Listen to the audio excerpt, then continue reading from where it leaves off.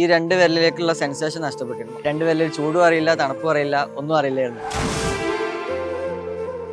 പിന്നെ ഇവിടെ മൊത്തത്തിൽ നല്ല സ്കാർ ഉണ്ടായിരുന്നു. ഈ ആക്സിഡന്റ് കഴിഞ്ഞതിന് ശേഷം കുറേ കാര്യങ്ങൾക്ക് ബുദ്ധിമുട്ടുണ്ടായിരുന്നു. നമുക്കൊരു ബ്രേക്ക് എടുത്ത് കഴിഞ്ഞ് പിന്നെയും പഠിക്കുമ്പോൾ കുറേ ബുദ്ധിമുട്ടും കാര്യങ്ങളൊക്കെ ഉണ്ടാവില്ല. പിന്നെയും തലക്കൊന്നും ഒന്നും കൂടെ റീസ്റ്റാർട്ട് ചെയ്യുന്ന പോലെയായിരുന്നു. അങ്ങനെ രണ്ടും കൽപ്പിച്ച് വീണ്ടും ബ്രോ ക്യാമ്പിലേക്ക് വന്നു. ബ്രോ ക്യാമ്പിൽ വന്നിട്ട് പിന്നെയും ഒന്നുകൂടെ പഴയ പോലെ ഒന്നുകൂടെ റീസ്റ്റാർട്ട് ചെയ്തു. രണ്ട് കൈയേറ്റ് ടൈപ്പ് ചെയ്യൽ ആ ടൈമിൽ നല്ല ബുദ്ധിമുട്ടായിരുന്നു. സോ മിക്കവാറും ഞാൻ ഒറ്റ കൈയേറ്റ് ഇത് വേദന സഹിക്കണ്ടല്ലോ എന്നുള്ള മടിക്കും വേണ്ടിയിട്ട് ഒറ്റ കൈയേറ്റായിരുന്നു ടൈപ്പ് ചെയ്ത് പോയിട്ട്.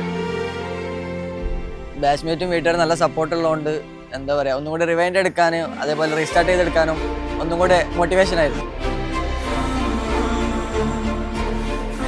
ചെറിയൊരു പ്രശ്നം വരുമ്പോൾ തന്നെ എന്നെ കൊണ്ട് പറ്റൂല, എന്നെ കൊണ്ട് സാധിക്കൂല, അത് നടക്കൂല, അത് ഒഴിവാക്കാം, അത് ഡ്രോപ്പ് ചെയ്യാന്നൊക്കെ പറഞ്ഞിട്ട് ഒഴിവാക്കുന്നതിന് പകരം നമ്മളൊന്ന് ട്രൈ ചെയ്യാം. ട്രൈ ചെയ്തിട്ട് നടക്കുകയാണെന്നുണ്ടെങ്കിൽ അതാവും നമ്മുടെ ലൈഫിലെ ടേണിംഗ് പോയിന്റ് ആയിട്ട് വരും.